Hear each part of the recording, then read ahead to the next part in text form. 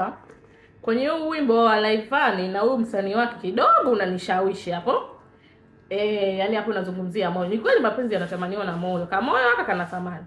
Hapa nilimuelewa kwenye kipengele fulani hapa. Anazungumza badilika, kila ukikusikiliza moyo unabadilika, mimi sichoeleka moyo, wataka kunidhalilisha, badilika moyo, maisha yangu ya usiku. Sasa hapo huyu ndo kaongea pointi. Sasa shida kama ulizoea mwanzo maisha ya usingo, kwani uruhusu moyo ukutawale sasa? Pia na tamaa sasa. Sawa ni moyo, vitu vingine na tamaa.